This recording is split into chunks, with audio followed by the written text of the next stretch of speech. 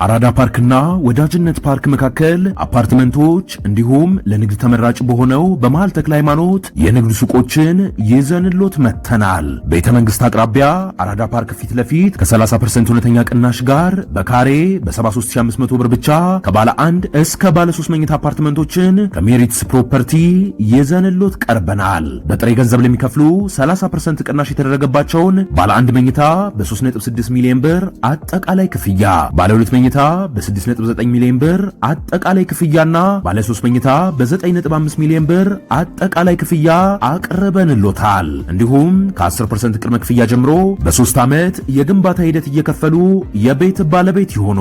በዚህ የመኖሪያ መንደር ውስጥ መዋኛ ገንዳ፣ ጂምናዚየም፣ ደረጃውን የጠበቁ ሰፋፊ ሊፍቶች፣ ምቹና በቂ መኪና ማቆሚያ ቦታዎች፣ ዘመናዊ የደረቅ ቆሻሻ ማስወገጃ፣ አውቶማቲክ ጄኔሬተር የተገጠመለት የከርሰ ምድር ውሃና ለተለያዩ አገልግሎት የሚውል ሰገነትም በአንድ አካቷል። እንዲሁም በመሃል ተክለ ሃይማኖት ከአንድ ሳምንት ባልበለጠ ጊዜ የምናወጣቸው የንግድ ሱቆችን ቀድመው ለመመዝገብ ከታች ባለው ስልክ ይደውሎ።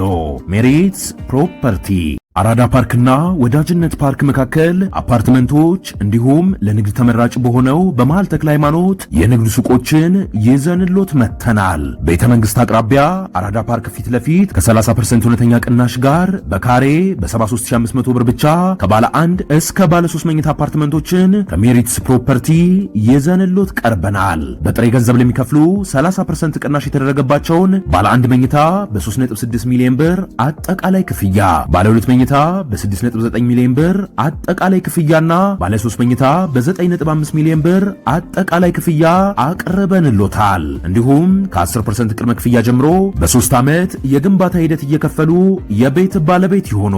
በዚህ የመኖሪያ መንደር ውስጥ መዋኛ ገንዳ፣ ጂምናዚየም፣ ደረጃውን የጠበቁ ሰፋፊ ሊፍቶች፣ ምቹና በቂ መኪና ማቆሚያ ቦታዎች፣ ዘመናዊ የደረቅ ቆሻሻ ማስወገጃ፣ አውቶማቲክ ጄኔሬተር የተገጠመለት የከርሰ ምድር ውሃና ለተለያዩ አገልግሎት የሚውል ሰገነትም በአንድ አካቷል። እንዲሁም በመሃል ተክለ ሃይማኖት ከአንድ ሳምንት ባልበለጠ ጊዜ የምናወጣቸው የንግድ ሱቆችን ቀድመው ለመመዝገብ ከታች ባለው ስልክ ይደውሎ። ሜሪትስ ፕሮፐርቲ አራዳ ፓርክ።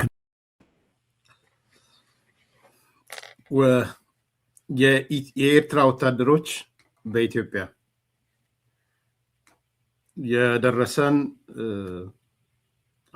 ማለት ልብ ሊባልበት የሚገባ ወይም ትኩረት ሊሰጠው የሚገባ መረጃዎች እነዚህን አያይዘን እናነሳለን። አንዳንድ ተጨማሪ መረጃዎችን እናነሳላችኋለን። የኤርትራ ወታደሮች በኢትዮጵያ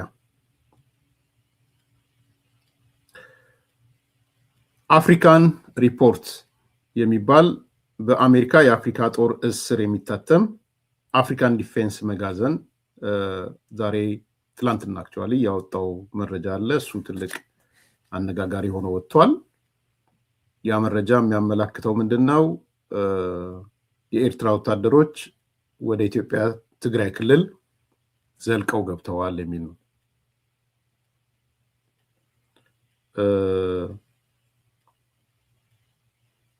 ይሄ እንግዲህ ከባድ ነገር ነው። አሁን የወጡ መረጃዎች የሚያመላክተው ነገር ነው።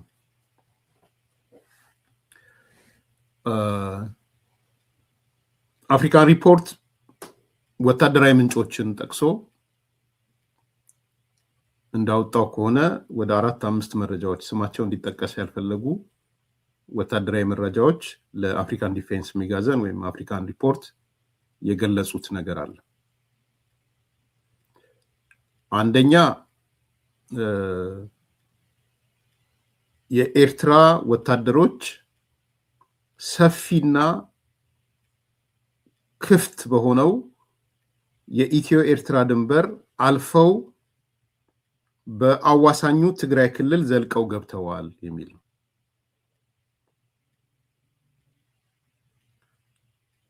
አንዱ መረጃ እሱ ነው።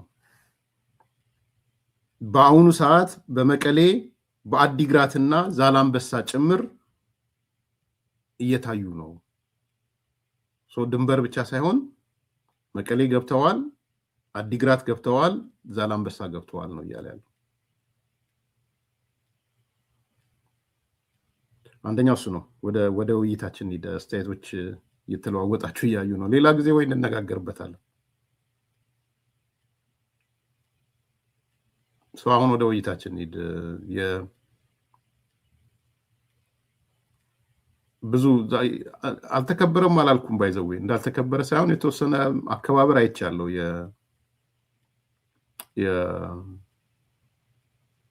የካራማራን ሙዚቃም ሲሰማ የሆነ ነገር ሲሰማ አይቻለሁ።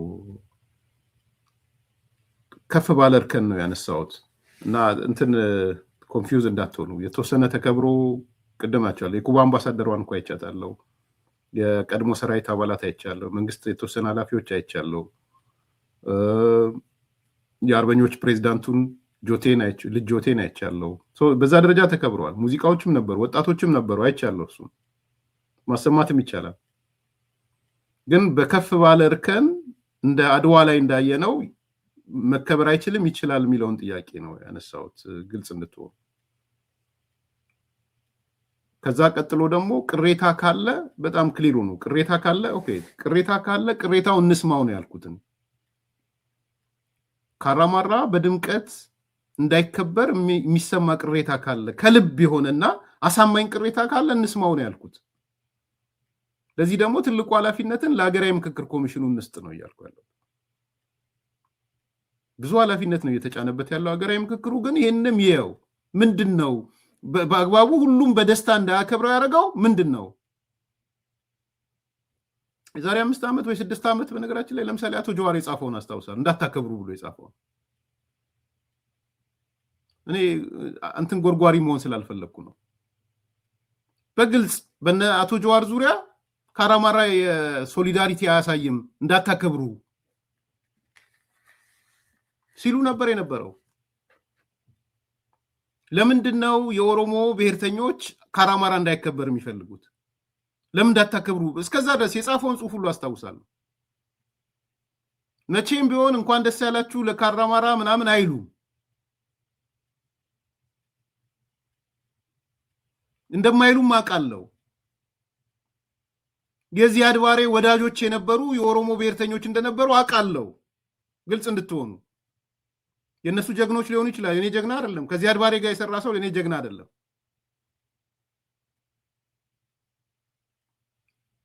ስለዚህ የሆነ ገመና ይወጣል ነው አላቅም። ቲፒኤልኤፍ ከኢትዮጵያ መንግስት ጋር አልነበረም። የኢህአፓ ሰዎች አልነበሩ። እንደውም ቅድም የረሳሁት 3ኛ ሌሰን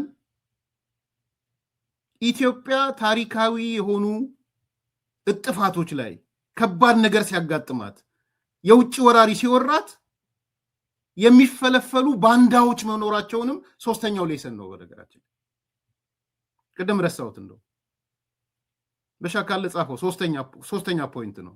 ወደኋላ መለሳችሁኝ። ኢትዮጵያ ከባድ ነገር ሲያጋጥማት፣ አጥረቅራቂ ነገር ሲያጋጥማት ጀግኖች እንዳሏት ሁሉ ባንዳዎች አሏት። ባይዘው ድርጅታዊ ባንዳነት አለ፣ ግለሰባዊ ባንዳነት አለ። እንደውም አንዱ ትልቁ ሌሰን እሱ ነው። ነገ ከነገ ወዲያ ኤርትራ ብትወረን ወይም ኤርትራ ላይ አንድ ነገር ቢፈጠር ከኤርትራ ጋር ተያይዞ አጌነስት የኢትዮጵያ የሚመጡ አሉ፣ የአባታቸው ልጆች አሉ።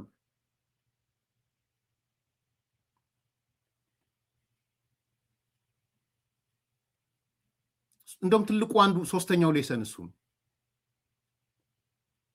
ልጠቅልለው፣ ግድ የለም ወደኋላ ልመለስ። ነምበር 1 በበዓሉ አከባበር ላይ ቅሬታ ያላቸው የማህበረሰብ ክፍሎች ካሉ ሊደርሺፕ ካለ ቅሬታውን በአደባባይ ያቅርብ። አገራዊ ምክክር ላይ ይሳተፋል፣ ያቅርብ። ዳት ቁጥር 1። ቁጥር 2 ሌሰኖች አሉን። እኛ ቢያንስ 3-4 ሌሰኖች አሉን ከውጭ ወራሪ ጋር የተያያዙ እንደ ኩራት ልንወስደው የምንችል ቫልዩ ሲሆኑ እሴቶቻችን አሉ። ቁጥር 1 ጠላቶቻችን ኢትዮጵያ ተዳክማል ብለው ሲመጡ ነው የሚወሩን። ሁል ጊዜም ቢሆን ኢትዮጵያ የምትወረረው ውስጧ ተደክሟል ሲባል ነው። ቁጥር 2 እነሱ ውስጣችን ተደክሟል ብሎ ቢያስቡም ኢትዮጵያውያን የውጭ ወረራ መጣ ከተባለ የውስጥ ልዩነታቸውን አይተው ይነሳሉ። ቁጥር 3 ያሸንፋሉ። ቁጥር 4 እንዲህም ሆኖ ግን ከጠላት ጋር የሚሰለፉ ባንዳዎች አሉ። these are the 4 basic ሌሰኖች ለኔ ይሄ ትውልድ ሊወስደው የሚገባ ሌሰን እነዚህ ሌሰኖች ናቸው።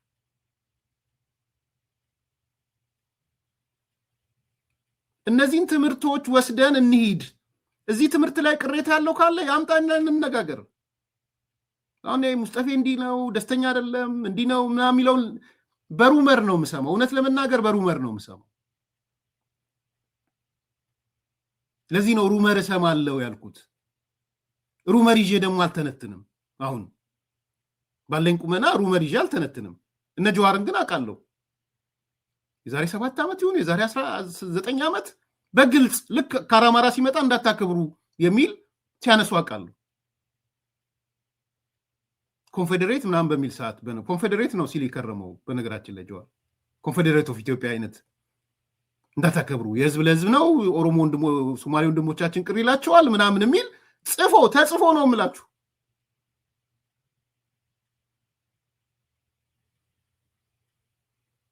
ስለዚህ በዚህ ደረጃ ያሉ አካላቶች እንዳሉ አውቃለሁ።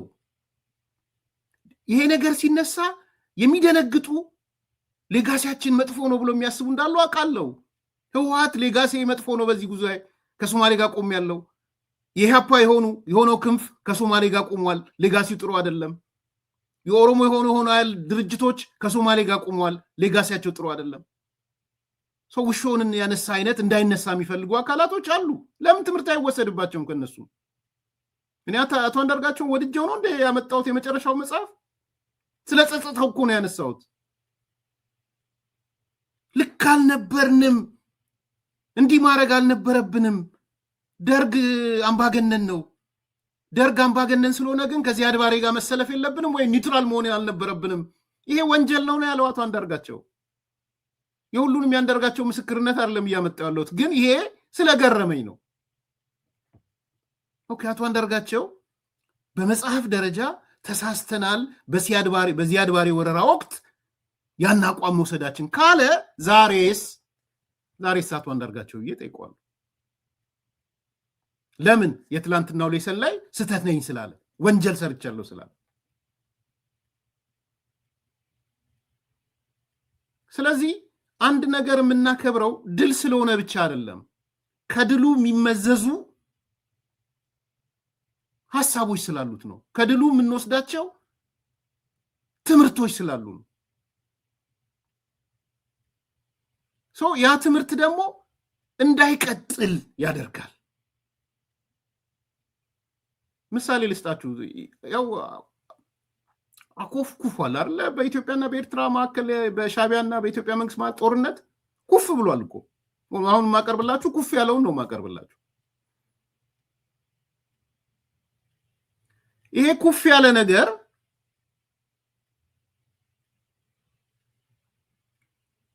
ነገ የኢትዮ ኤርትራ ተብሎ ወይም ደግሞ በሻቢያና በኢትዮጵያ መንግስት መካከል ጦርነት ቢከፈት የቱ ጋር ነው የምንቆመው?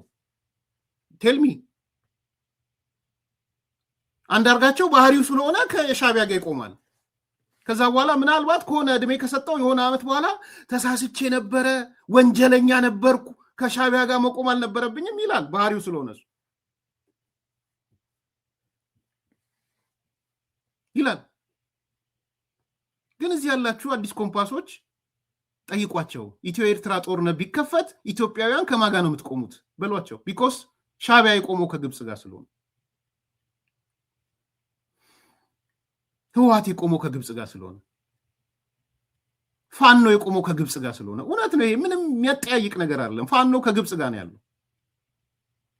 ሸኔ ድሮም ወስኗል እሱ። ያኔም ሶማሌ እንኳን ቅሬታ ሲሰማት ከሶማሌ ጋር ነኝ ብሎ እኮ በግልጽ መግለጫ ወጥቷል። ስለዚህ እኔ ስለ ሸኔ ኦነግ ሸኔ ጥያቄ የለኝም፣ መቼም ቢሆን ጥያቄ የለኝም። ከኢትዮጵያ ጋር መቼም ቢሆን አይቆምም ኦነግ ሸኔ። የኦነግ ሸኔ አባላትን አልጠይቃቸውም እኔ። እነ አቶ ጀዋር ወይ እነ ዶክተር ጸጋዬ አራርሳ ወይም እነ ኢተና ምናምን የሚባሉ ከኢትዮጵያ ጋር ቁሙ ብዬ በፍጹም ጅል ካልሆንኩ በስተቀር አልጠይቃቸው። ቲፒኤልኤፍን አልጠይቅም። የትግራይ ጽንፈኛን አልጠይቅም። ስለዚህ ከትላንትናው ትምህርት ተወስደዋል ወይ? ዛሬ ሻቢያ ቢወረን ሻቢያ ቢመጣ እነዚህ ሰዎች የት ጋር ነው የሚቆሙት? የካራማራ ሊሰን ነው። የካራማራ ልጆች አሉ፣ ጀግኖች። የካራማራ ባንዳዎች አሉ። የአድዋ ጀግኖች አሉ፣ የአድዋ ባንዳዎች አሉ፣ የባንዳ ልጆች አሉ። እኔ የባንዳ ልጅ ባንዳ ነው የሚለው እንደማላምን ታውቃላችሁ። የጀግና ልጅ ጀግና ነው በሚል እንደማላምን ታውቃላችሁ። ኢስኖቶሎጂ ትሩ ግን በባህሪ ስንመለከት አንዳንድ የባንዳ ልጆች ዛሬም ባንዳ ናቸው። በዚህ አድባሪው በሙሶሎኒም ማለት ነው። ስለዚህ የምንወስደው ሌሰን ካራማራን ስናከብር ለመፎከር ለመሸለል ምናምን አይደለም። ከዛ የምንወስዳቸው ትምህርቶች ይጠቅሙናል አይጠቅሙንም ነው ዋናው።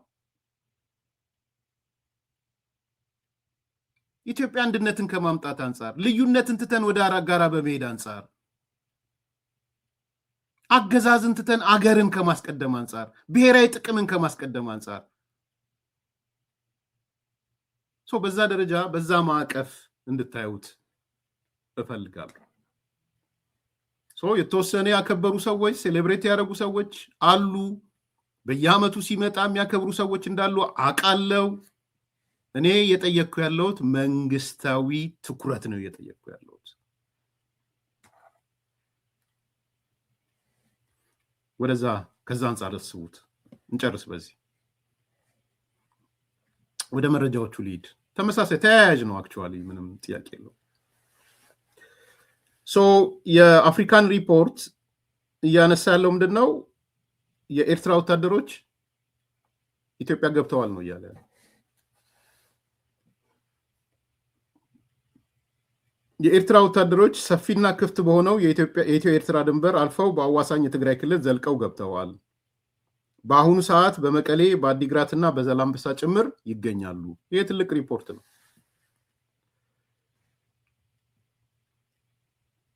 የኤርትራ ወታደሮች በሱዳኗ የጠረፍ ከተማ በሆነችው ሐምዳይት ነው የሚለው መሰለኝ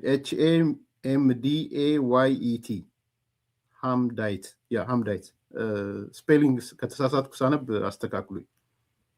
የኤርትራ ወታደሮች በሱዳኗ የጠረፍ ከተማ በሆነችው ሐምዳይት ከተማ በኩል በሁመራ አካባቢ ታይተዋል እያለ ነው። የሐምዳይት HAMDAYET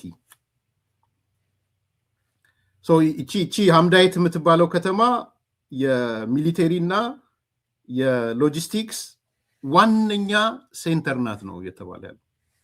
ዋነኛ ሴንተር ናት። ስለዚህ በሁለት በኩል ነው እየገቡ ያሉት ማለት ነው። በአንድ በኩል በመቀሌ በአዲግራትና ዛላምበሳ፣ በሌላ በኩል በሁመራ በኩል ሐምዳይት በተባለችው የሱዳን ጠረፍ ከተማ ማለት ነው። ሶስተኛ ሪፖርቱ ከሚሊቴሪ ሶርሶች ያገኘው ብሎ የኤርትራ ወታደሮች ራሳቸውን እንደ ኢትዮጵያ ወታደር አስመስለው ነው የሚቀርቡት። እኛም ብዙ ጊዜ ቁጥጥር ስር አውለናቸዋል። እንደገባኝ ከሆነ የኢትዮጵያን ጦር ሰራዊት መስለው ነው የሚገቡት። ያ ማለት ምናልባት የኢትዮጵያ መከላከያ ሰራዊትን ዩኒፎርም ለብሰዋል ማለት ነው። ይሄ ሲገቡ ይላል ሚሊቴሪ ሶርሱ፣ ሲገቡ አምዲት ነው የሚባለው። አምዲት በገቡ ሰዓት እኛ ይዘናቸው ነበረ፣ ግን የኢትዮጵያን እንትን ሆነዋል ነው የሚለው።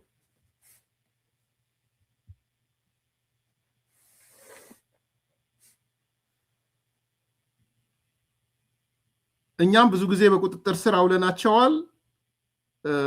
የኤርትራ ወታደር ራሳቸውን እንደ ኢትዮጵያ ወታደር አስመስለው ነው እየገቡ ያሉት።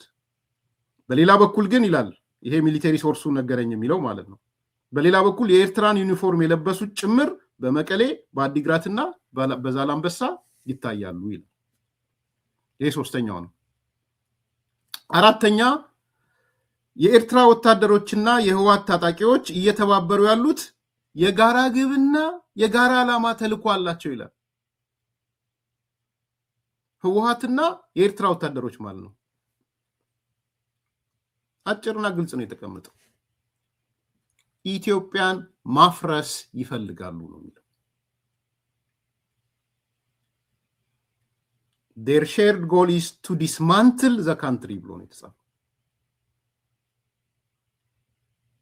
ኢትዮጵያን ለማፍረስ ነው እየተባበሩ ያሉት። ይሄ ትልቅ የመረጃ እንትን ነው ባይ ነገራችን ላይ ዝም ብሎ ቀላል ሪፖርት አይደለም። ኢትዮጵያን በውስጣዊ ቀውስ ማተራመስ የመንግስትን ትኩረት ከልማትና ከሌሎች በማዞር ኢትዮጵያን የማፍረስ ስራ መስራት ነው የሚለው። ዲስማንትል ነው ማድረግ የሚፈልጉት ሀገሪቷን።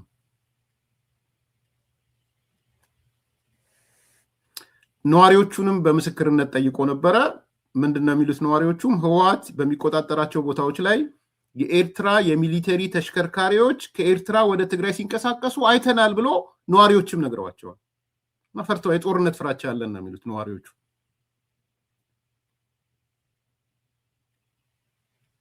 ስለዚህ አንዱ ቁም ነገር አሁን እየተነሳ ያለው I think it is time to action። ጠቅላይ ሚኒስትሩ ሰሞኑን የሰጡት መግለጫ አለ። በሰጡት መግለጫ ላይ በግልጽ ወደ ኢትዮጵያ ከገቡ አንዳንድ ነገሮች ካደረጉ የመጨረሻቸው ነው ተብሏል። እኔ አሁን ይሄ የመጨረሻ ካልሆነ የትኛው ነው የመጨረሻ የሚሆነው ጥያቄ የሚል ልናነሳ የሚገባን ታይም ጊዜው ይመስለኛል።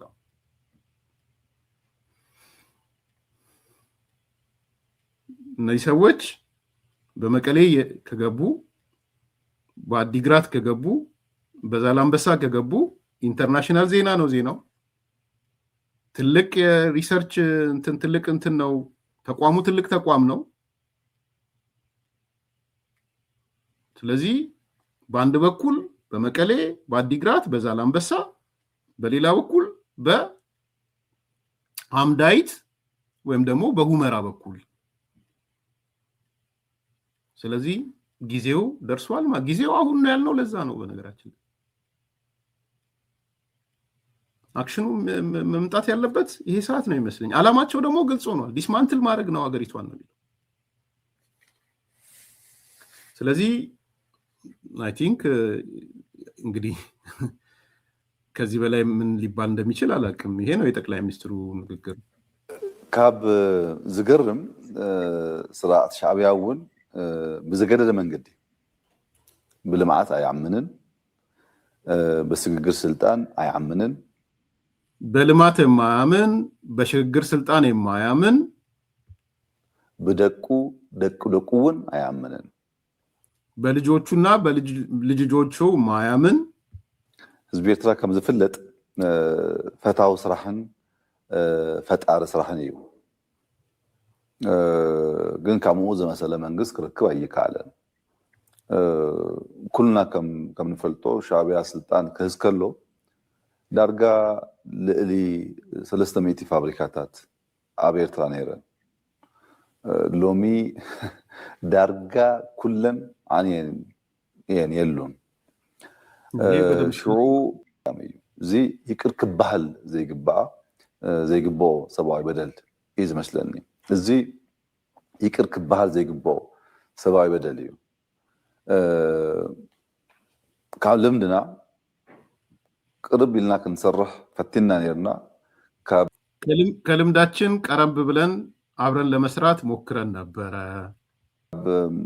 ልምድና ዝተምሃርናዮ እንታይ ተይልካኒ ካብዚ ኃይል እዚ ዝኾነ ከልምዳችን የተማርነው ነገር ከዚህ ኃይል ጋር ምንም ነገር ማግኘት የማይታሰብ መስራት እንደማይቻል ነው።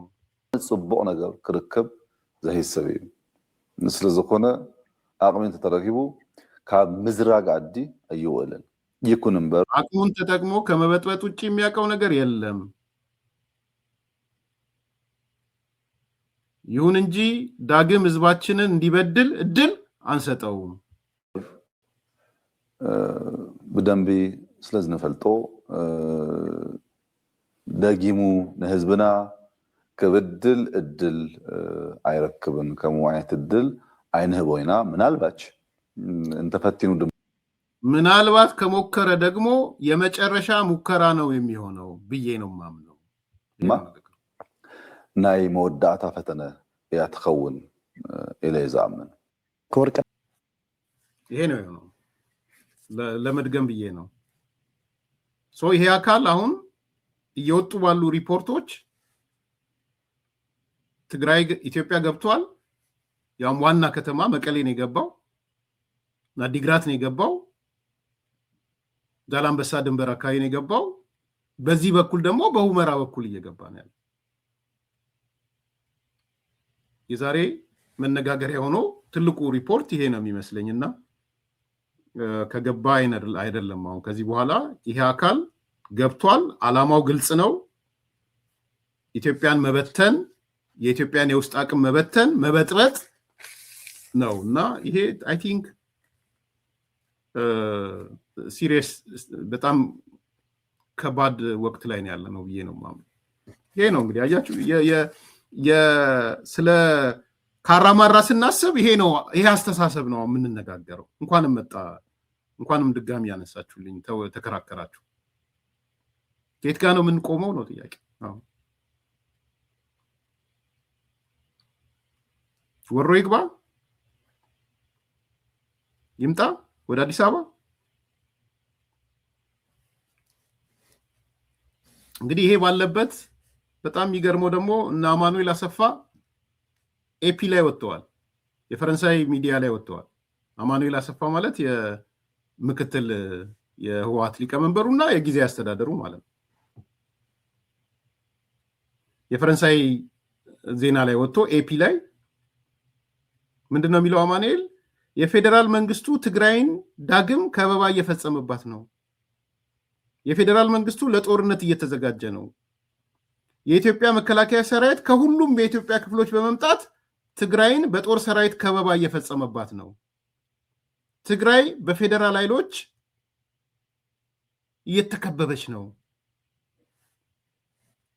ይሄን ነው እያለ ያለው የአማኑኤል እና አማኑኤል ስለ ሻቢያ ኤፍፒ ነው ኤፒ ነው ኤፍፒ ነው ኦኬ ያ ኤፒ እንትን ነው ሶሪ ቴንክ ዩ ኤፍፒ ማለት ነው አጃን ፍራም ፕሬስ የሚባለው ማለት ነው። የፍራንሱ ነው ኖት ኤፒ ኤፒ ካልኩ ይቅርታ ኤፍፒ ማለት ነው። ቴንክ ዩ። አሁን ተመልከቱ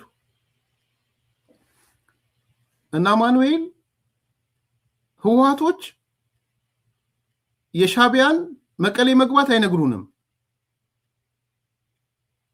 አዲግራት መግባት አይነግሩንም፣ በሁመራ በኩል እየገባ ያለውን አይነግሩንም። መጥቶ ግን ምን እያለን ነው? ትግራይ ተከበበች፣ በኢትዮጵያ ታጣቂ ኃይል ሰራዊት ከሁሉም ቦታ መጥተው ተከበበች ነው እያለ ያለው። እኔ በጣም ነው ማዝነው፣ በጣም በጣም በጣም በዚህ በህወሓት ኃይል እውነቴን ነው የምላችሁ። የትግራይ ልሂቃን በደንብ ብታስቡበት ጥሩ ይመስለኛል።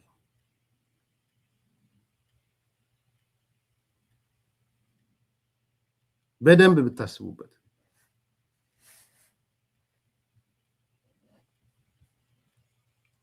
የሆነ ነገር ከመጣ በኋላ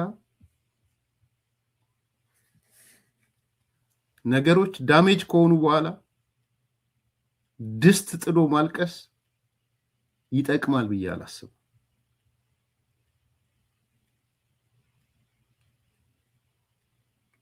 ፌዴራል መንግስቱ በህግ የተሰጠውን ስልጣን ሊጠቀም ይችላል፣ መጠቀምም አለበት። በግራ በቀኝ እየተጨቀጨቀ ነው። ሻቢያ ጦሩን ከኤርትራ ፈንቅሎ ወደ ትግራይ ነው እያስገባ ያለው። እኔ በደንብ አይ ዶንት ኖ ምን ያህል እያሰባችሁበት እንደሆነ አልገባኝም። የምሬን ነው። አንዳንዶች ያው ቀልባቸውም በፊት ህወሓትን ሲሰድቡ ምናምን የነበሩ ተሰብስበው ህወሓት ጋር ገብተዋል ተሰብስበው። ከዚህ በኋላ ማይ ዌይ ሃይዌይ ነው በቃ። ወይ ከህወሓትና ከሻቢያ ጋር ናቸው ወይም ደግሞ አይቻልም ከሚሉት ጋር ናቸው እንጂ እንደዛ አይደለም። ሚዲያ ላይ በተለይ ውጭ ሀገር ያሉት ሚዲያዎች በሙሉ ይሄ የትግርኛ ተናጋሪ ሆኖ ፋኖ ጀግና ሻቢያ ምናምን የሚለው ተሰብስቦ ገብቷል። እንዳትሸወዱ ወሱ ነገ ጩኸት ሊጮሁ ማለት ነው። የሽምቅ ውጊያ አይደለም። ሻቢያ መቀሌ ከገባ የሚካሄደው ጦርነት የሽምቅ ጦርነት አይደለም።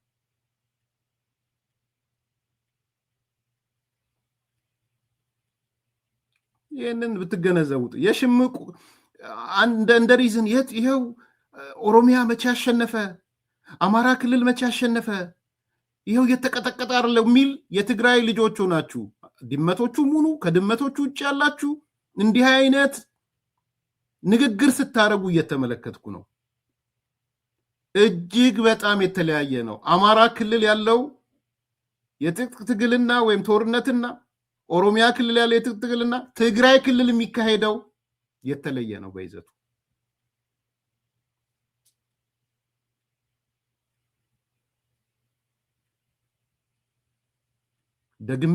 ደጋግሜ ማሳሰብ ፈልጋለሁ። ይሄን ኮምፕሊት በሆነ መልኩ የተለየ ነው። የድሮን የአይሮፕላን የቴክኖሎጂ ነው የሚሆነው። ምን የተለየ አንድ ጭራቅረሽ ምን የተለየ በሻሻን አደርጋለሁ ተብሎ የለ ያው ምናምን የሚሉ አይቻለሁ። ፕሊስ መቀሌ ሴቭ ሆናለች። ያኔ እውነት ነው። ሻቢያ ባለመግባቱ መቀሌ ሴቭ ሆናለች። ይህንን እውነት ስለሆነ እናገራለሁ። መቀሌ ሴቭ የሆነችው ሻቢያ ባለመግባቱ ነው። ዛሬ መቀሌ ነው ያለው ሻቢያ፣ አዲግራት ነው ያለው ሻቢያ፣ ዛላምበሳ ነው ያለው ሻቢያ። የሚሆነው ጦርነት ኮንቬንሽናል ነው፣ ጉሬላ አይደለም። ሁሉንም አቅምህን የምትጠቀምበት ጦርነት ነው የሚሆነው። ሁሉንም አቅምህን ሳይቀጠል በቅጠል የምናገረው ለዛ ነው። ተው ይሄን እብዶች ቆሞ ቀሮች ተው ብትላችሁ ከነሱ ጎን መሰለፋችሁ አደገኛ ውጤት። ነገ ድስት ጥዳ አታለቅስም፣ ነጠላ ዘቅዝቃ አታለቅስም። እንደ ድሮ አስፓልት ላይ መንከባለል አይቻልም። እኔ ከምሬን ነው ማነሳው። ይሄ የመጨረሻው ሰዓት ስለሆነ ነው እየተናገርኩ ያለሁት። እንዳይቆጨኝም ነው እየተናገርኩ ያለሁት። ባይዘው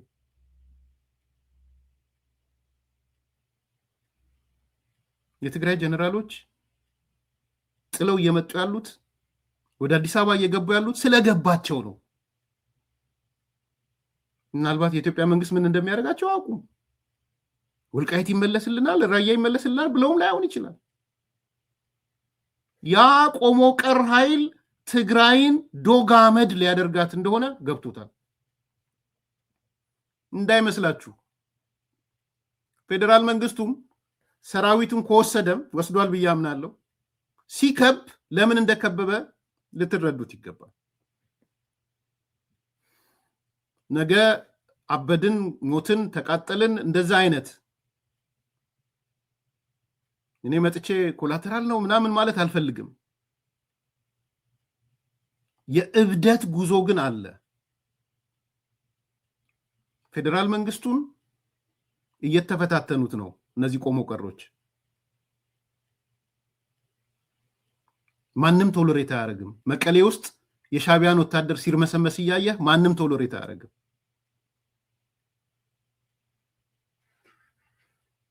እንዳይመስላችሁ አሁን አማራ ክልል ከጀርባ እንከመርበታለን ምናምን አለ ብላችሁ የት አለ ሄዶ ሲከቤት አለ ከጀርባ የተከመረበት አለ። አይታችኋል? ከጀርባ የተከመረበት የአማራ ክልል ታጣቂ አላማው አማራ ክልል ማውደም ነው።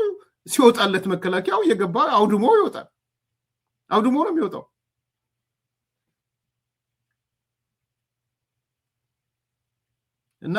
እና ማኑኤል የሚናገሩት ቲፒኤልኤፍ የሚናገረው ተከበናል፣ ሰራዊት እንዲሆነናል ምናምን የሚለው የሚቀጥለው ጦርነት ኮንቬንሽናል ነው፣ መደበኛ ጦርነት ነው የሚሆነው። የሚሳኤል ጦርነት ነው የሚሆነው፣ የድሮን ጦርነት ነው የሚሆነው፣ የአይሮፕላን ጦርነት ነው የሚሆነው። የምሽግ መያዝም አለመያዝም አይደለም፣ ማነፍነፍም አይደለም። እንደ ሽምቅ ውጊያ ይቅርባችሁ፣ የቴክኖሎጂ ጦርነት ነው።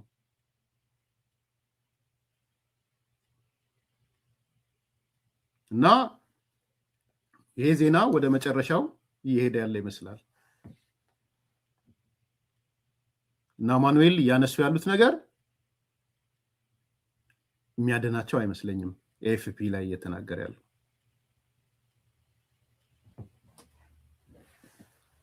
ከዛ በተረፈ የኢትዮጵያ መንግስት አይ ቲንክ ወሳኝ ምዕራፍ ላይ ያለ ነው አድርጌ የምቆጥረው ነኝ። ከዚህ በኋላ ቃለ መጠይቅ ጠቅላይ ሚኒስትሩ ይመጣል ብዬ አላስብም። ከሆነ የሚባልም አይመጣም ከዚህ በኋላ ሆኖ አይተናል። ፒሪየድ። ይሄ ኃይል በሁመራም መጥቷል፣ በመቀሌም መጥቷል፣ በዚህ በዛላምበሳም መጥቷል።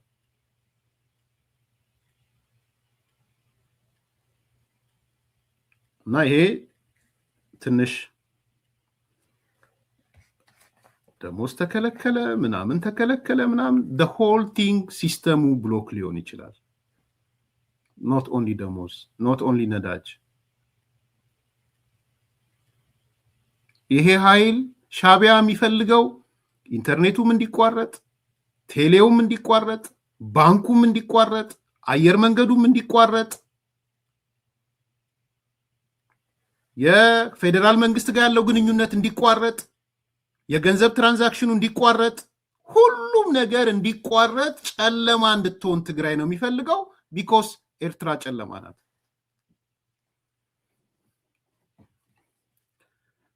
እዚህም እንደሚደነፉት አይደለም። እኔ ደጋግሜ ማሳሰብ ፈልጋለሁ። የነዚህን አዳዲስ ድመት እየሰማችሁ ሻቢያ ጨንቆታል ምናምን፣ የትግራይ ህዝብ እንኳን ደስ አለህ፣ ህወሓትና ሻቢያ ታረቁ እያሉ ነው ያሉት። ሰምቻቸዋለሁ። ሲጽፉም አይቻለሁ፣ ሲናገሩም አይቻለሁ፣ ቪዲዮም ሲያቀርቡ አይቻለሁ። ሻቢያና ህወሓት ታረቁ የሚል አይቻለሁ። የተወሰነ የትግራይ ሚሊቴሪ እና ፖለቲካ ኃይል አሁን አስመራም እንዳለ መረጃ አለኝ። አስመራ ነው ያሉት። ሰዎቹን ነው በዝርዝር ያላወቅኩት እንጂ የፖለቲካ ኃይሉና ከሚሊቴሪው ኃይል በዮሐን በመንትና መሪነት ያው ዋና የጽምዶ ኃላፊ አቀናጅ የኔ ተማሪ የነበረው ፍስሐ መንጁስ ነው። በሱ አማካኝነት አስመራ ውስጥ ስለ ሚሊቴሪ ኦፕሬሽን እየተነጋገሩ እንደሆነ መረጃ አለ። አንዳንዶች ወደ ትግራይ አማላጅ ፌደራል መንግስቱ ላከ፣ እዚህኛው ደግሞ እንደዛ አይነት ነገር የለም። ፌደራል መንግስቱ አማላጅ የሚልክበት አንዳችም ነገር የለም። እዚህ አዲስ አበባ መጥተው አባሯቸዋል። የሆነ ከኪሳቸው መረጃ እያሉ የሚያወጡ ሰዎች እንዳሉ አውቃለሁ። በቅርበትም አውቃቸዋለሁ።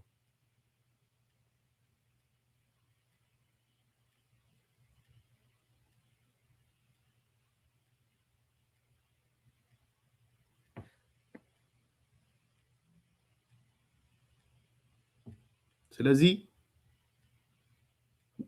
ጦርነቱ ከተነሳ የሻቢያ ፍላጎት ትግራይ ላይ ነው ጦርነቱን ማድረግ የሚፈልገው። ለዚህ ነው ሰራዊቱን እያስገባ ያለው። የኢትዮጵያ ደግሞ የሱን የመከላከያ ፋቲክ ዩኒፎርም እየለበሰ ሻቢያ ከተቀመጠ አደገኛ ነው፣ በጣም አደገኛ ነው።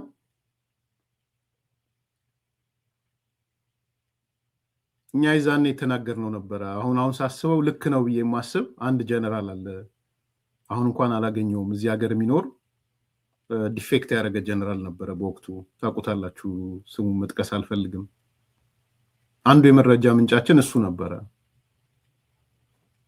እና እሱ ያኔ ምንድን ነበር የነገረን? አይ ቲንክ ብሬኪንግ ኒውስም አድርገነዋል ብዬ አስባለሁ። አልመዳ ጨርቃጨርቅ ውስጥ የህዋት ማለት ነው አልመዳ የኢትዮጵያ ዩኒፎርም ይሰፋ ነበር። እኔ ያልገረመኝ ዜናውንም የማልጠራጠረው አልመዳ በህዋት ዘመን ማታቁ ከሆነ የሚገርም እኮ ታሪክ ነው ያለው። ባይዘው በጣም ምን አይነት ስቁንቁን እንደሆኑ እኮ የምታውቁት። አልመዳ የህዋት ነው እንግዲህ ንብረትነቱ። ምን አደረጉ? በፊት ዩኒፎርም ከውጪ ነበር የሚመጣው። እሱን አስቀሩና አልመዳ ከኢትዮጵያ መከላከያ ሚኒስቴር ጋር እንዲፈራረም አደረጉት። ታውቃላችሁ ይሄን ታሪክ? ድሬ ጨርቃጨርቅ አልተፈቀደለትም። ባህር ዳር ጨርቃጨርቅ አልተፈቀደለትም። አዲስ አበባ ያለው አቃቂ ጨርቃጨርቅ አልተፈቀደለትም። እነዚህ እንግዲህ ከሞላ ጎደል ብዙዎቹ ወይ የመንግስት ናቸው ወይ የምናምን ናቸው። አልተፈቀደላቸውም። እንደውም እንደነ ድሬ አይነቱማ ኮሰመነ የድሬ ጨርቃጨርቅ ነው። ሰራተኛ ሁሉ አባረረ። እነዚህስ በብቸኝነት የመከላከያን ዩኒፎርም ኮንትራት ያዙ።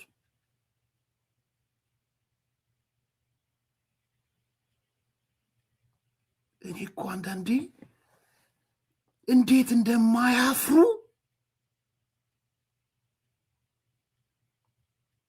የህወሓት ድርጅት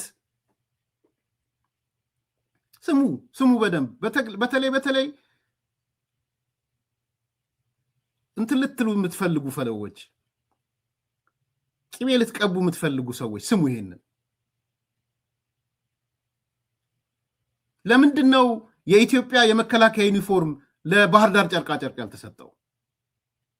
ለምንድን ነው ለድሬዳዋ ጨርቃጨርቅ ያልተሰጠው? ለምንድን ነው ለአቃቂ ጨርቃጨርቅ ያልተሰጠው? ለምንድን ነው የህወሓት ድርጅት ንብረት ለሆነው አልመዳ ጨርቃጨርቅ ብቸኛ የኢትዮጵያ መከላከያ ፋቲክ አምራች የሆነው? ለምንድን ነው? ፋቲክ ብቻ እንዳይመስላችሁ፣ ስፖንጅ ያመርታል፣ ኮፍያ ያመርታል፣ የውስጥ ምንድነው የምንለው ካልሲ ያመርታል። ትርፍ በትርፍ ለምን? ይሄ እኮ ያሳምማል፣ ያማል እኮ ይሄ ለምናቅ ሰዎች ያማል ይሄ። በነገራችን ላይ ስሙ፣ ይሄን የቀረባቸው እነዚህ ሰዎች ዛሬ 20% ከትግራይ ሰው ላይ 20% ከመንግስት ሰራተኛ ሲዘርፉ ይሄ ስለቀረባቸው ነው፣ ሌላ እንዳይመስላችሁ። የፈረንጅ ላም ነበረቻ ኢትዮጵያ። የፈረንጅ ላም 10 ጡት ያላት የፈረንጅ ላም። ይሄ ቀረባቸው። ትርፉ እንዳይመስላችሁ። ትርፉ እኮ ደግሞ የተሳሰረ ነው። አልመዳ ጨርቃጨርቅ ያመርታል። በፈለገው ፕሮፊት ማክሲማይዝ አድርጎ ለመከላከያ ያቀርባል። ትራንስፖርት የሚያደርገው ደግሞ ሱር ኮንስትራክሽን ነው እና ይሄ ትራንስ ኢትዮጵያ ነው። ይሄ ኢኮኖሚስቶቹ ምናምን ሴል የሚሉት አለ። በሁለት ተመሳሳይ ካምፓኒ መካከል የሚካሄድ ፕራይስ ምናምን የሚባል ነገር አለ። ረሳዋት ተርሟል።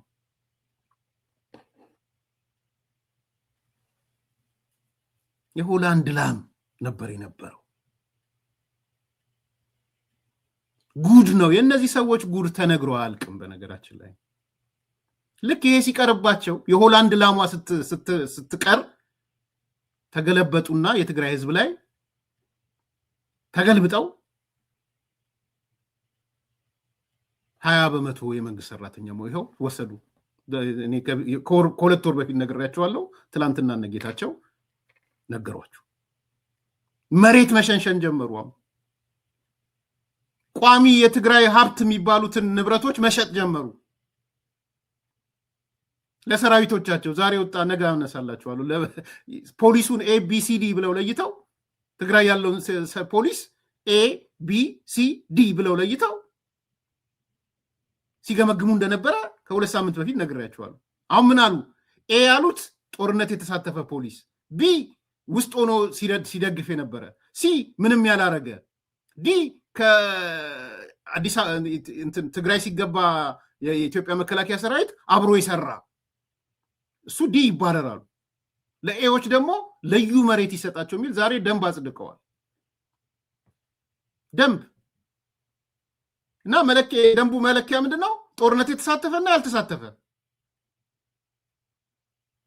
ፖሊስ እኮ ነው። ስኖት መከላከያ ፖሊስ ሆነ የሰሜኑ ጦርነት ወይም የትግራዩ የሚባለው ጦርነት ከተሳተፍክ መሬት እንድታገኝ የሚል ዛሬ አስገዳጅ ደንብ አውጥተዋል።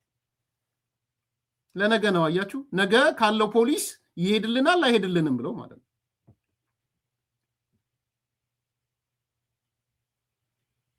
እነዚህ ሰዎች በጣም በጣም አደገኞች ናቸው። ግን ወደ ነጥቤ ልምጣ። አልመዳ ጨርቃ ጨርቅ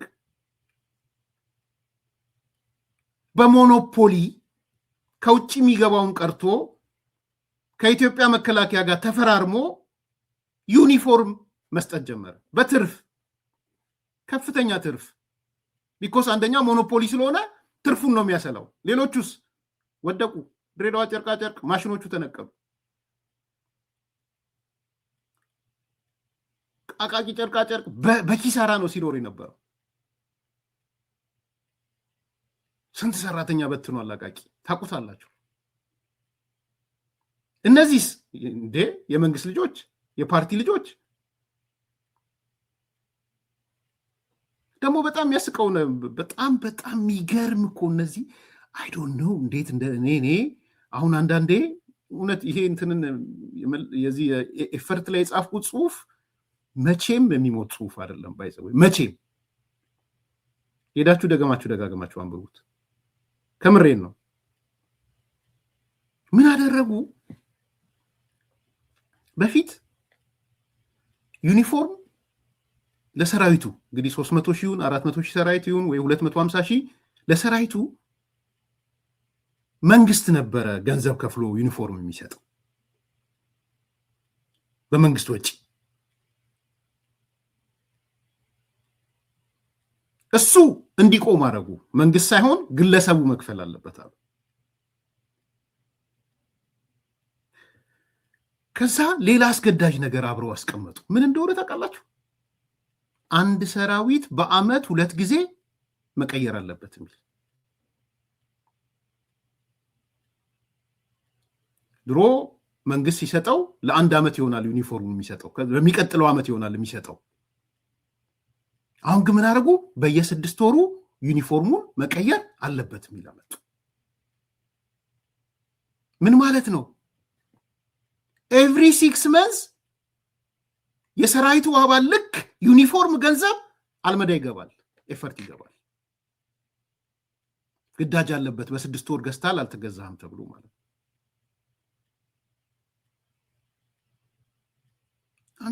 የምትሰሙት ነገር እኮ ይዘገንናል።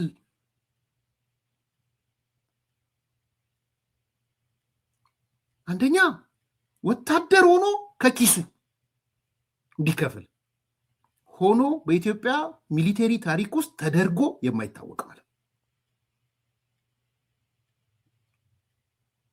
አይደለም። እሱ እኔ የማስታውሰው እናቴ መከላከያ ነበረች አይደል? እናቴ ማየራ ያልነበረች አይደል? ለኛ ይመጣልን ነበር። ለኛ ለልጆች 17 18 ዓመት ነው እናቴ መከላከያ ማየራ የሚያገለግለችው። ብዙ ጊዜ ጨማረገው ጫማ ያየር ያል ጫማ 70% ቅናሽ 80% ቅናሽ ተብሎ ይሄ ያየር ያል ጃኬት አለ። ብዙ ሰው ያኔ ብርቅ ነው፣ ለኔ ቤት ብርቅ አልነበረም። በአመት አንዴ ሲሰጣቸው ለልጆቻችሁ ስጧቸው እያሉ ይሰጧቸዋል። ለነሱም ይሰጣቸዋል፣ ያመጡልናል።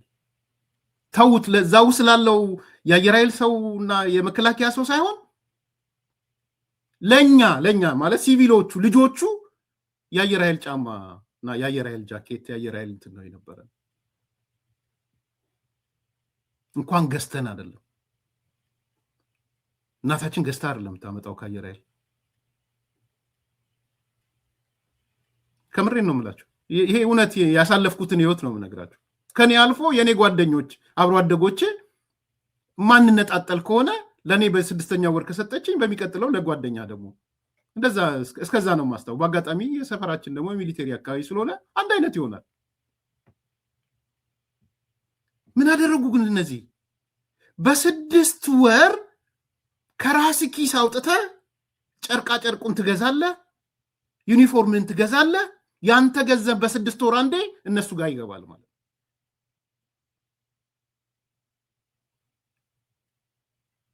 በስድስት ወር ካልገዛ ትቀጣለህ አልገዛህም ተብለ አሁን ይሄ ብቻ አይደለም ቁም ነገሩ ያኔ ጀነራሉ ምን አለን እዚህ ሀገር ያለው አሜሪካን ሀገር ያለው የኢትዮጵያ መከላከያ ዩኒፎርም አስቀርተዋል አሰፍተው አለ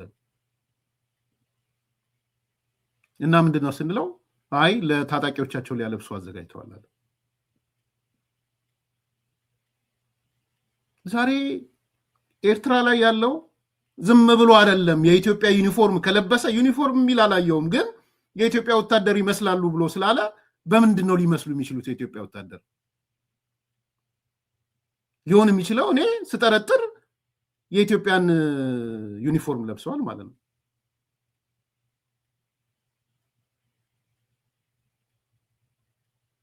ስለዚህ የመጨረሻው ሰዓት ነው የመጨረሻው ጊዜ ነው ነገ ከነጎዲያ ዩኒፎርም እየለበሰ ከገባ ሊመሳሰል ነው እኮ ማለት ነው የኢትዮጵያ መከላከያና እሱን ልትለየው ማችለው ነገር ሊፈጠር ነው ይሄ ደግሞ አደጋ ነው ብዬ ነው ማስበው ስለዚህ እኔ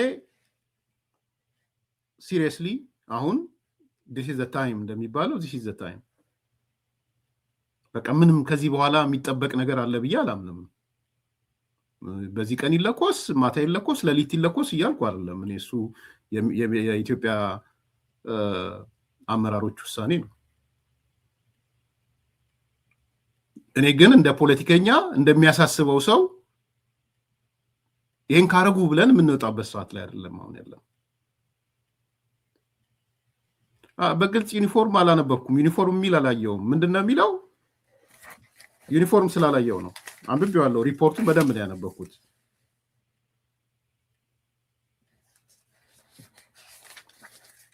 ቆይ ላንብብላችሁ እኔ እንግዲህ ትራንስክራይብ ሳረግ ካልተሳሳትኩ የኤርትራ ወታደሮች ራሳቸውን እንደ ኢትዮጵያ ወታደር አስመስለው ያቀርባሉ እኛም ብዙ ጊዜ በቁጥጥር ስር አውለናቸዋል ይላል እዛ ጋር ዩኒፎርም ለብሰው ነው የሚል አላገኘው መስሎኝ ነበረ ግን በምንድነው ሊያስመስሉ የሚችለውን ሳስብ ግን ዩኒፎርም ለብሰዋል ማለት ነው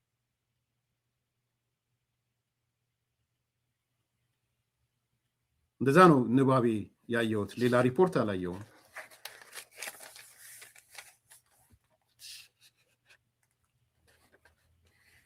አሁንም ፖሊሲው የኢትዮጵያ መከላከያ ወታደሮች ዩኒፎርም ይገዛሉ እስቲ ንገሩኝ እና ማን ነው ባይዘው ዴሊቨር የሚያደርገው ለኢትዮጵያ መከላከያ ዩኒፎርም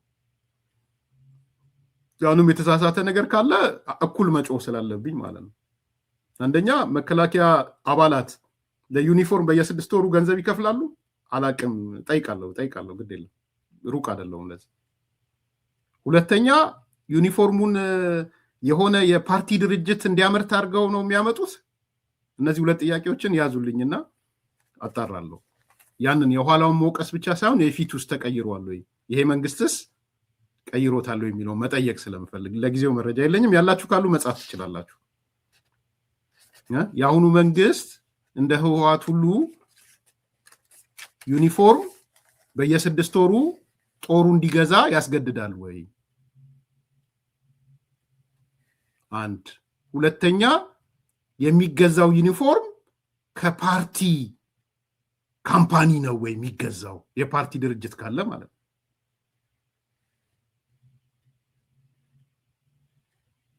ይሄ ካለ ንገሩኝ። ግን እኔ ማጣራት እችላለሁ፣ ችግር የለውም። ብዙ ቢያንስ የክብር አባሎቹ ጓደኞቼ ናቸው። ኦኬ፣ ወደ ደረሰን መረጃ ማጠቃለያ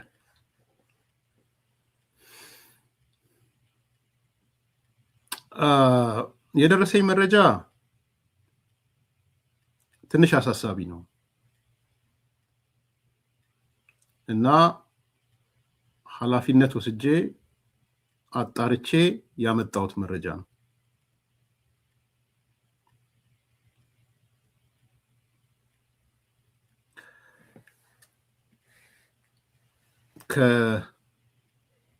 በአንዳንድ የአማራ ክልል ወረዳዎች እና ዞኖች አካባቢ ይሄ ቀኝ የውስጥ አርበኛ እያደረሰ ያለው አደገኛ ሴራ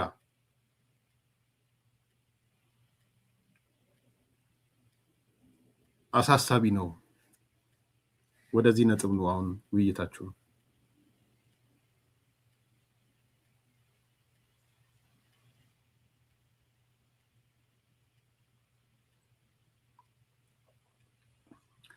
ይሄ ቀኝ የውስጥ አርበኛ አማራ ክልል በተለይ አንዳንድ አካባቢዎች ላይ አደገኛ ነገር እያደረገ መሆኑን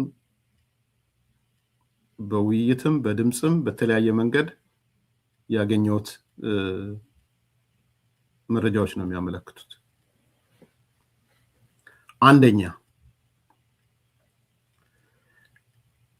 እነዚህ ቀኝ የውስጥ አርበኛ የሚንቀሳቀሱበት ማዕከላዊ ቦታ ሴንተሩ በደረሰኝ መረጃ ምዕራብ ጎጃም ነው። ምዕራብ ጎጃም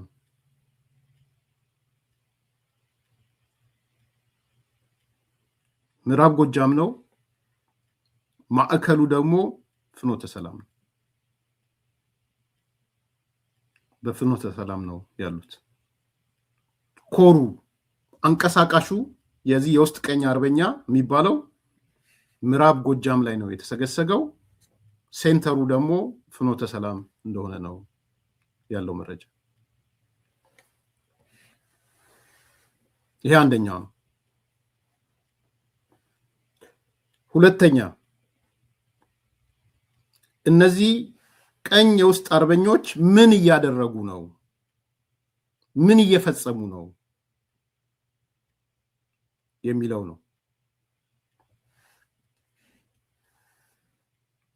በተለይ በምዕራብ ጎጃም ፍኖተ ሰላምና የተለያዩ አካባቢዎች ማለት ነው።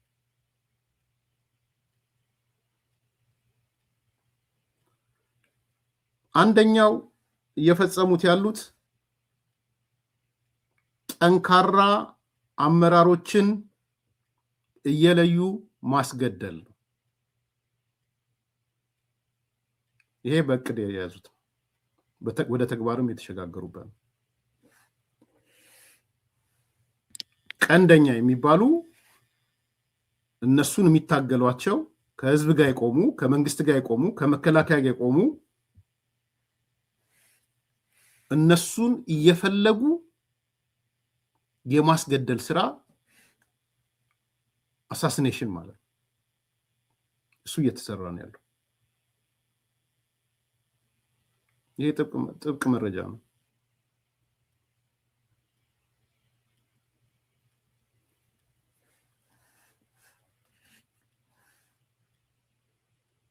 ምሳሌ የካቲት 16 ከምሽቱ 1 ሰዓት ተኩል ላይ የጅጋ ከንቲባ የነበረውን አስራት ደሳለኝን አስገድለውታል። ያስገደሉት እነዚህ የውስጥ ቀኝ አርበኞች ናቸው። በሊስት ይዘዋል። በነገራችን ላይ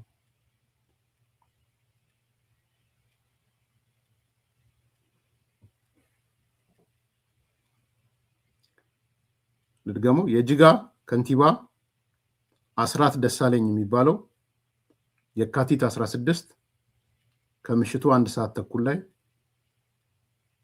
አስገድለውታል። ይሄ በቀኝ የውስጥ አርበኛ የተፈጸመ ነው። ምዕራብ ጎጃም ፍኖተ ሰላም ዙሪያ ያሉ ማለት ነው።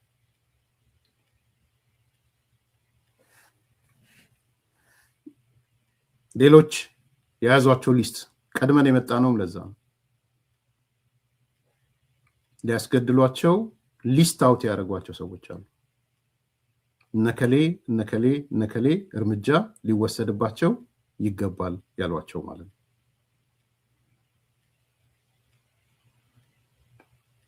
ይሄ አንደኛው ተግባራቸው ነው። ሁለተኛው በሰላም የመጡትን ታጣቂዎች ስም ማጥፋት ላይ ተሰማርተዋል። ይበቃናል ጦርነት፣ ይበቃናል ጥፋት ማጥፋት፣ ይሄ መንገድ አያዋጣም፣ ከሻቢያ ተልኮ የሻቢያ ተልኮ ነው፣ የቲፒኤልኤፍ ተልኮ ነው ብለው በሰላም በንግግር የመጡ አካላቶችን በታቀደ መንገድ ነው ስማቸውን እያጠፉ ያሉት። ለስለላ ነው የመጡት፣ እንዳትቀርቧቸው፣ አብራችሁ ከነሱ ጋር ምግብ እንዳትበሉ፣ ሰላምታ እንዳትለዋወጡ እያሏቸው ማለት ነው። ይሄ መንግስት በደንብ ጆሮን ከፍቶ ቢሰማ ደስ ይለኛል።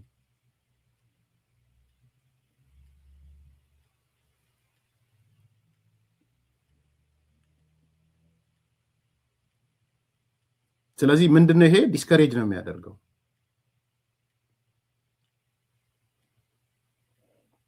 ሶስተኛ እየሰሩ ያሉት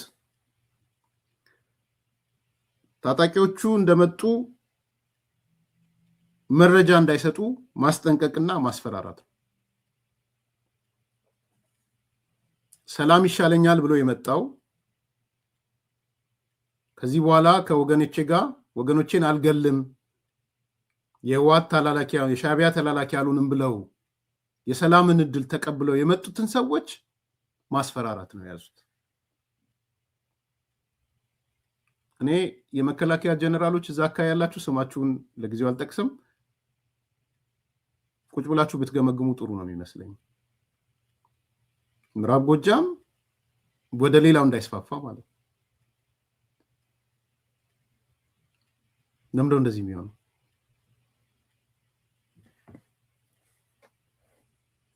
እና እነዚህ ለሰላም ይሻለናል ብለው የሚመጡ ሰዎች ለምን እንደሚሸማቀቁት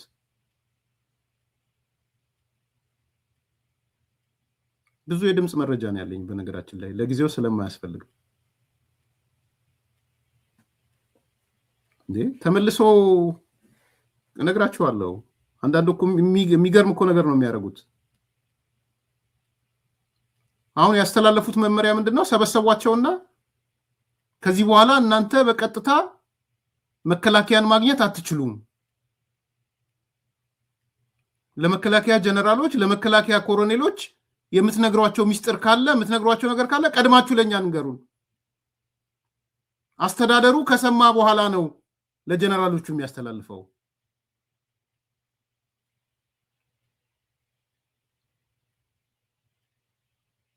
አሸሽም እውነቱ ነው መነገር ያለበት ወንድሜ፣ ግድ የለም።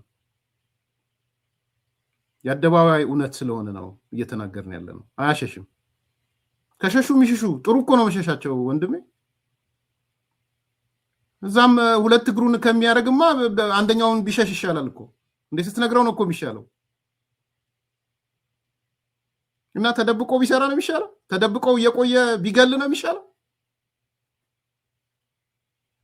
ያው ገደሉ እኮ የጅጋ ከንቲባውን አስራት ደሳለኝን የካቲት 16 ከምሽቱ 1 ሰዓት ተኩል እሱ ነው የሚያስበላን ብለው እኮ አሳሲኔት አደረጉት እኮ። ምንድነው የምትጠቀመው በሱ?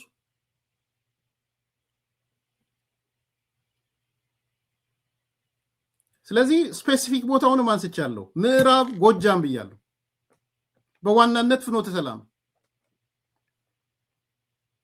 አስተዳደሮች ናቸው። ይሄ ከህዝብ ጋር የተሳሰረም አይደለም። ቀኝ የውስጥ አርበኛ የተባሉ መስተዳድር ውስጥ የተሰገሰጉ ሰዎች ናቸው። ስለዚህ ስም ማጥፋት ከነሱ ጋር እንዳትሆኑ ማለት አብራችሁ እንዳትበሉ ማለት እንዳትጠጡ ሰላምታ እንዳትለዋወጡ ለስለላ ነው የመጡት እያሏቸው ማለት ነው። እሱም ብለው ቢያቆሙ ጥሩ ሰብስበዋቸው ደግሞ እዛ እየሄዳችሁ ለጀነራሉ የምትነግሩትን ለኮሎኔል የምትነግሩትን ለምናምን የምትነግሩትን አቁሙ። ከዚህ በኋላ መረጃ ፍሎ የሚሆነው በእኛ በኩል ለእኛ ነግራችሁን እኛንን የምንናገረው ምን ስለሆኑ ነው በእነሱ በኩል ወደ ሚሊቴሪው የሚያልፈው?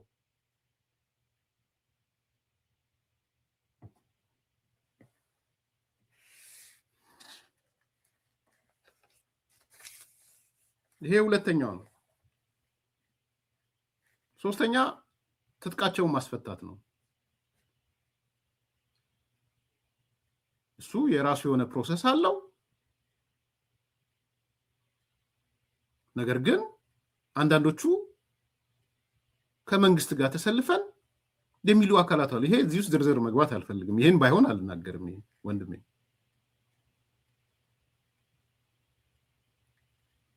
ሌላው ከጫካ ካለው ጋር በቀጥታ መገናኘት ነው። ሌላው ስራ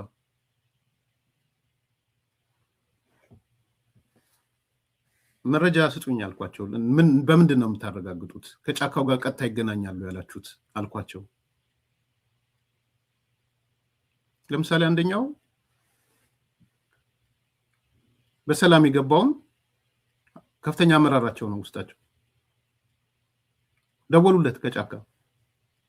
ጫካ ውስጥ ያሉት ወይም በረሃ ውስጥ ያሉት አሁን ያለበት ቦታ እዚህ ነው ያለው። ለመግደል ስላልፈለግን ያልገደልንህ የምትሰራውን ነገር እናውቃለን። አቁመህ ወደ ጫካ ተመለስ፣ ወደ በረሃ ተመለስ። ሰው ከጫካ ደውሎ በሰላም የመጣውን ሰው እንዲህ የሚያናገር ከዛስ ምንድነው ሲላቸው ከነገ ወዲያ ስብሰባ ይጀመራል። እዚህ ቦታ ትጠራለህ። እዛ ስብሰባ ይነገርሃል። ጫካ ያለ ሰው ወይም እንትን ውስጥ ያለ ሰው እዚህ ሰላም የመጣውን ሰውዬ ደውሎ ስብሰባ እንደሚደረግ ነግሮት፣ አስገራሚው ነገር ደግሞ እነዛ ጫካ ያሉት እንደነገሩት ስብሰባውም ተደረገ። ተጠሩም እነዚህ ሰዎች። ከዚህ በላይ ግንኙነት አለ? ከዚህ በላይ አብሮ መስራት አለ? ሌሎቹ እኮ ዋስትና እንዳያገኙ እኮ ነው የሚያረጋቸው፣ እንዳይመጡ እኮ ነው የሚያረጋቸው። እስቲ አስቡት እናንተ በሰላም ብላችሁ መጣችሁ፣ ባህር ዳር መጣችሁ እንበል። አብራችሁ ይሄ ነገር አማራ ክልል ሰላም እንዲሆን እየሰራችሁ ነው። በረሃ ያለው ደውሎልህ ዛሬ ምንድነው ቀኑ? ሐሙስ ነው አይደለ? እዚህ ቦታ ነው ያለው አይቻ እና ያው መረጃ የሆነ ቅዳሜ ዕለት የሚቀጥለው ቅዳሜ ስብሰባ ትጠራለህ፣ የምትጠራው እዚህ ቦታ ነው ብሏችሁ አንደኛ ያላችሁበትን ቦታ ነግሯችሁ፣ የሚቀጥለው ደግሞ ቅዳሜ ስብሰባ መኖሩን ነግሯችሁ፣ በእርግጥም ስብሰባው ሲካሄድ ምንድነው ፊልም የምታደርጉት? ምዕራብ ጎጃም ያለው ይሄ ነው።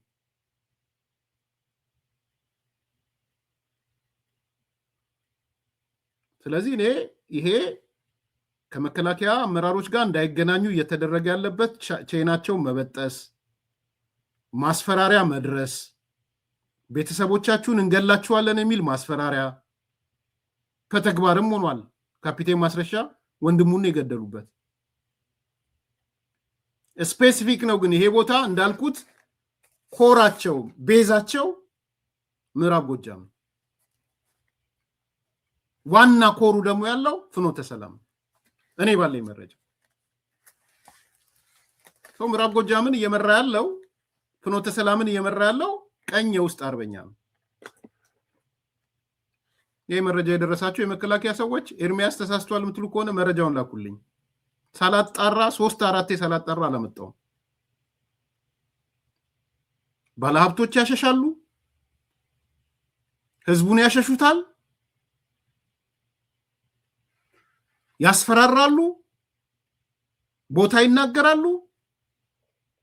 ከዛ ደግሞ የቀኝ ውስጥ አርበኛው እንዳትናገሩ ከመከላከያ ጋር እንዳትገናኙ መረጃም ካላችሁ ለኛ ስጡንና እኛንን መረጃውን ለመከላከያ ምን ሰጠው ይላል። ለምንድን ነው እንደዛ የሚሏቸው? እንዴ ይሄ በፌደራል መንግስት ደረጃም ሲሪየስሊ መታየት አለበት ብዬ ነው ማስበው። እኔ ትረስት አድርገውኝ ደግሞ ስለሚያመጡ ያመጡልኝ ነገር ደግሞ አንድም ቀን ተሳስቶ ስላላየው የድምጽ መረጃ ስላለኝ ነው እየተናገርኩ ያለው። ምዕራብ ጎጃም ሲሪየስሊ ይታይ ምዕራብ ጎጃም ተቋሙን ይመርምር። በዚህ መልኩ እንዴት ነው የሚሆነው? ወደ ሰላም ይመጣል ወዘተ ሲባል በዚህ መልኩ የመጣውንም እያስፈራራ ወንድሙን እየገደልክበት እህቱን እየገደልክበት ከሆነ እንዴት ነው ሊሄድ የሚችለው? ዝርዝር ማብራሪያ መስጠት አልፈልግም በዚህ ጉዳይ ላይ። ላይክ አድርጉ፣ ሰብስክራይብ አድርጉ፣ ሼር አድርጉ። መልካም ቀን። አራዳ ፓርክና ወዳጅነት ፓርክ መካከል አፓርትመንቶች እንዲሁም ለንግድ ተመራጭ በሆነው በመሃል ተክለ ሃይማኖት የንግድ ሱቆችን ይዘንሎት መተናል። ቤተ መንግስት አቅራቢያ አራዳ ፓርክ ፊት ለፊት ከ30% እውነተኛ ቅናሽ ጋር በካሬ በ73500 ብር ብቻ ከባለ 1 እስከ ባለ 3 መኝታ አፓርትመንቶችን ከሜሪትስ ፕሮፐርቲ ይዘንሎት ቀርበናል። በጥሬ ገንዘብ ለሚከፍሉ 30% ቅናሽ የተደረገባቸውን ባለ 1 መኝታ በ3.6 ሚሊዮን ብር አጠቃላይ ክፍያ፣ ባለ 2 መኝታ በ6.9 ሚሊዮን ብር አጠቃላይ ክፍያና ባለ 3 መኝታ በ9.5 ሚሊዮን ብር አጠቃላይ ክፍያ አቅርበንሎታል። እንዲሁም ከ10% ቅድመ ክፍያ ጀምሮ በ3 ዓመት የግንባታ ሂደት እየከፈሉ የቤት ባለቤት ይሆኑ። በዚህ የመኖሪያ መንደር ውስጥ መዋኛ ገንዳ፣ ጂምናዚየም፣ ደረጃውን የጠበቁ ሰፋፊ ሊፍቶች፣ ምቹና በቂ መኪና ማቆሚያ ቦታዎች፣ ዘመናዊ የደረቅ ቆሻሻ ማስወገጃ፣ አውቶማቲክ ጄነሬተር የተገጠመለት የከርሰ ምድር ውሃና ለተለያዩ አገልግሎት የሚውል ሰገነትም በአንድ አካቷል። እንዲሁም በመሃል ተክለ ሃይማኖት ከአንድ ሳምንት ባልበለጠ ጊዜ የምናወጣቸው የንግድ ሱቆችን ቀድመው ለመመዝገብ ከታች ባለው ስልክ ይደውሎ። ሜሪትስ ፕሮፐርቲ